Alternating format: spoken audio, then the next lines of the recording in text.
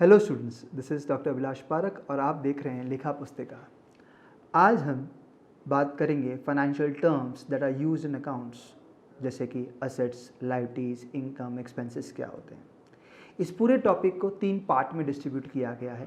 पहले पार्ट का फोकस रहेगा लायबिलिटी, सेकेंड पार्ट का फोकस रहेगा एसेट्स और थर्ड पार्ट का फोकस रहेगा इनकम, एक्सपेंसेस, लॉसेस के ऊपर। तो सबसे पहले हम स्टार्ट करते हैं आज लायबिलिटीज़ के साथ। इस पार्ट में हम लोग देखेंगे लायबिलिटी की डेफिनेशंस, उसके कंपोनेंट्स और वो हमारे बुक्स ऑफ अकाउंट्स को कैसे इफेक्ट करता है। तो स्टार्ट करते हैं with the definition of liability. Liability का मतलब होता है देनदारी।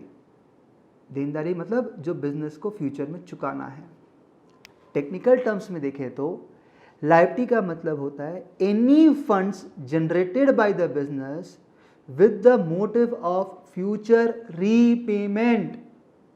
मतलब अगर किसी लेंडर से बिजनेस ने लोन लिया है जिसको उसको फ्यूचर में रीपे करना है। ध्यान रखना, future repayment is the foundation for the definition of liability. अगर कोई भी फंड्स बिजनेस लेती है जिसको फ्यूचर में रीपेमेंट करना है, वो ही लायबिलिटी में कैटेगराइज होएगा और कुछ नहीं। क्लियर हुआ? अब आगे चलते हैं कंपोनेंट्स ऑफ लायबिलिटी के ऊपर। पहला कंपोनेंट आता है ओनर्स इक्विटी। ओनर्स इक्विटी का मतलब क्या होता है और वो लायबिलिटी कैसे है बिजनेस के लिए, पहले मतलब समझते हैं। ओनर्स इक्विटी का मतलब होता है एनी कंट्रीब्यूशन मेड डायरेक्टली और indirectly by the owner in the business.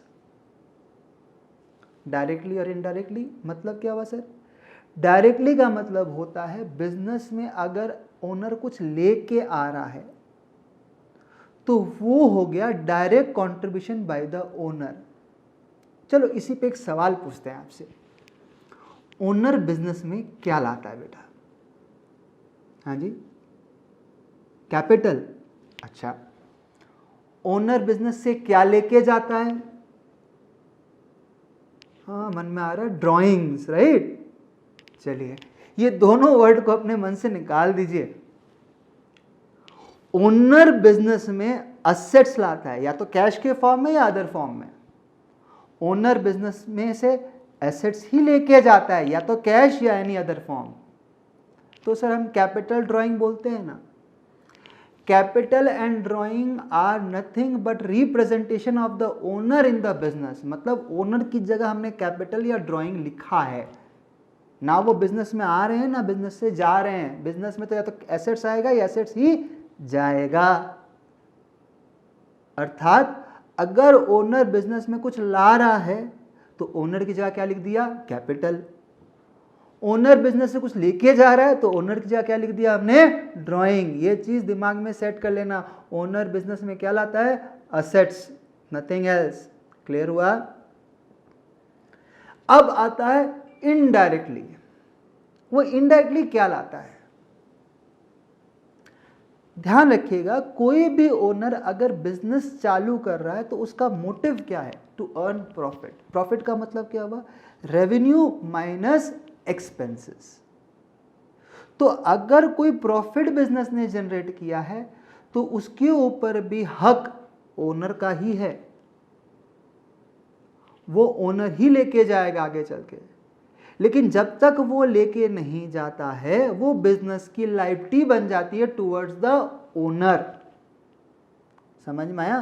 तो ओनर्स इक्विटी की अगर मैं बात करूं तो क्या हुआ? Direct contribution, that is capital minus drawings, plus indirect contribution, revenue minus expenses. Clear है? अब सेकेंड पॉइंट उठता है कि ओनर्स इक्विटी को हम लायबिलिटी क्यों मानते हैं? सर ओनर और बिजनेस तो एक है।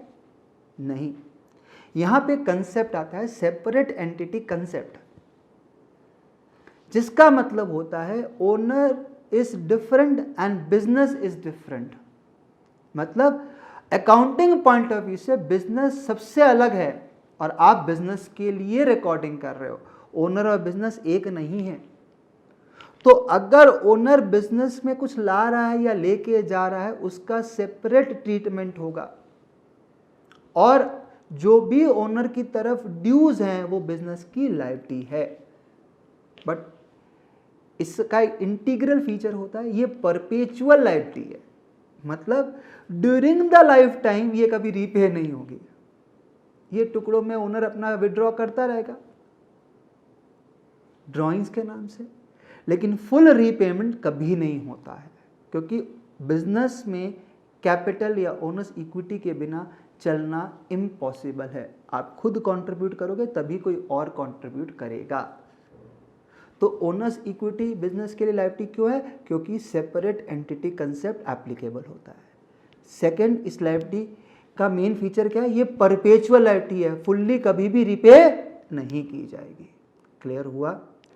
अब इसके अलावा अगर बिजनेस ने कोई भी फंड्स लिया है उसको हम सबको एक साथ कैटेगराइज करेंगे एज एक्सटर्नल लायबिलिटी, मतलब किसी और से कुछ भी उधार लिया जिसको फ्यूचर में रीपे करना है वो सब क्या कहलाएंगे? External liability. एक्सटर्नल लायबिलिटी में पहला आता है करंट लायबिलिटी। करंट लायबिलिटी का मतलब क्या हुआ? अगर कोई भी लायबिलिटी जिसका रीपेमेंट पीरियड 1 साल से कम का है, मतलब इसी साल में अपन को वापस चुकाना है, वो सारे के सारे क्या हो गए? Current liability. क्लियर हुआ? अब सर ऐसे कौन सी लायबिलिटीज होती है? कुछ एग्जांपल्स की बात करते हैं। बिजनेस कई लोगों से डील करता है, किसी से सर्विसेज लेता है, किसी से गुड्स लेता है, तो उन सर्विसेज और गुड्स के अगेंस्ट में उनको पेमेंट करना है। फॉर एग्जाम्पल, मेरे यहाँ एक एम्प्लॉय है जिसको हम सैलरी देते हैं, से मंथली सैलरी 10,000, मई के महीने की सैलरी हम नहीं दे पाए तो हम वो कब चुकाएंगे? से जून जुलाई, मतलब अगले 1-2 महीने में चुकाना है अपन को। तो जब तक वो पेमेंट नहीं किया जाता है वो बिजनेस की लायबिलिटी है टुवर्ड्स दैट एम्प्लॉय। क्या कहते हैं उसको हम लोग? आउटस्टैंडिंग वेजेस या आउटस्टैंडिंग सैलरी। लेकिन इसका रीपेमेंट पीरियड क्या है? 1 महीना 2 महीना। तो ये कैसे कैटेगराइज होगा? As current liability. वैसे क्या वैसे अगर हमने किसी से गुड्स परचेज किया और उसको अभी हम पे नहीं कर पाए, वो भी हमारी लायबिलिटी है, हमको आगे चल के पेमेंट करना है। क्या कहते हैं उनको हम? क्रेडिटर्स। लेकिन उनका रीपेमेंट पीरियड भी जनरली 1 साल से कम का होता है। हमको 1 साल के अंदर पेमेंट करना है, नहीं तो आगे वो माल नहीं बेचेंगे। तो वो भी कैसे कैटेगराइज होंगे? As current liability. तो अगर मैं सिंपली बात करूं, कोई भी लायबिलिटी जिसका पेमेंट 1 साल के अंदर हो जाएगा वो सब करंट लायबिलिटी है। अब जिनका पेमेंट 1 साल के अंदर नहीं हो पाएगा सर, वो क्या होते हैं? वो होते हैं लॉन्ग टर्म लायबिलिटी। मतलब एनी लायबिलिटी जिसका repayment period goes beyond 1 year. Word पे ध्यान देना, बियॉन्ड 1 ईयर, मतलब 1 साल में शुरू भले ही हो जाए लेकिन 1 साल में खत्म ना हो। फॉर एग्जाम्पल, आपने किसी से लोन लिया, उसका रिपेमेंट पीरियड 5 साल का है, 5 सालों में आपको चुकाना है, तो वो कैसे कैटेगराइज होगा? Long term liability. अब लॉन्ग टर्म लायबिलिटी को हम बेसिकली अगर बाइफोक्रेट करें तो 2 ही होते हैं, long secured loan and unsecured loan. Secured loan का मतलब क्या हुआ? जिसके अगेंस्ट में कंपनी ने या बिजनेस ने कुछ गिरवी रखवाया है, कुछ मॉर्गेज किया है, जो कि ड्यू डेट पे अगर हम पे नहीं कर पाए तो वो थर्ड पार्टी, वो लेंडर हमारे एसेट्स को बेच के अपना रुपया रिकवर कर सकता है। दूसरा होता है अनसिक्योर्ड लोन, जिसके अगेंस्ट में हमारे कोई मॉर्गेजेस या कुछ एसेट्स गिरवी नहीं है। तो अगर ड्यू डेट पे हम डिफॉल्ट करते हैं तो वो पर्टिकुलर एसेट पे क्लेम नहीं कर पाएगा। तो अगर मैं लॉन्ग टर्म लायबिलिटी की बात करूं, इसके ब्रॉडली 2 ही एस्पेक्ट है, secured loans and unsecured loan. Clear हुआ? तो अगर मैं बात करूं लायबिलिटीज इटसेल्फ की, तो कोई भी लायबिलिटी की बात करो, चाहे owners equity, current liability, long term liability, जब ये क्रिएट हो रहे हैं तो इसका मतलब क्या हुआ? बिजनेस में फंड्स आ रहा है। समझ में आया? कोई भी लायबिलिटी आप क्रिएट करो, आपने किसी से उधार लिया तो बिजनेस में क्या आया, फंड्स आए। आपने उधार में माल परचेज किया तो गुड्स आए, बट वो भी फंड्स की तरह ही है। सर्विसेज लिए, पेमेंट नहीं किया, तो एक तरह से फंड्स बिजनेस में जनरेट ही हो रहा है। तो जब भी बिजनेस में फंड्स जनरेट होता है तो उसका ट्रीटमेंट क्या होगा। पहले के लेक्चर में मैंने डिस्कस किया था डेबिट एंड क्रेडिट, क्या समझाया था, LHS एंड RHS। डेबिट का मतलब क्या होता है, लेफ्ट हैंड साइड, क्रेडिट का मतलब क्या होता है, राइट हैंड साइड, समझाया था ना। तो आज देखते हैं LHS और RHS में क्या आएगा। तो ध्यान रखना, debit means application of fund, मतलब डेबिट में जब भी कोई आइटम आ रहा है इसका मतलब बिजनेस से रुपया जा रहा है। क्रेडिट का मतलब हो गया सोर्स ऑफ फंड, बिजनेस में रुपया आएगा, वो क्रेडिट साइड में लिखा जाएगा। तो अगर लायबिलिटी क्रिएट हो रही है तो बताओ फंड्स इनफ्लो है कि आउटफ्लो है, इनफ्लो है, तो उसको हम कहां लिखेंगे, क्रेडिट साइड में। वहीं पे अगर हमने कोई लायबिलिटी को डिस्चार्ज किया है, रीपेमेंट किया है, बिजनेस से पैसा गया, जाते ही कौन सा साइड इफेक्ट आएगा, डेबिट साइड। क्लियर हुआ। तो मैं अब छोटा एक रिवीजन देता हूं आपको। लायबिलिटी का मतलब क्या हुआ, कोई भी फंड्स बिजनेस में आया जिसका आपको रीपेमेंट करना है। क्लियर है। चाहे वो ओनर है तो ओनर्स इक्विटी, किसी और पार्टी से लिया है तो एक्सटर्नल लायबिलिटी, 1 साल के अंदर पेमेंट करना है तो करंट लायबिलिटी, 1 साल से ज्यादा में पेमेंट जा रहा है तो लॉन्ग टर्म लायबिलिटी। लायबिलिटी की जब बात करेंगे, या तो लायबिलिटी क्रिएट होगी जब हम पैसा उधार में लेंगे, या डिस्चार्ज होगा जब हम लौटाएंगे।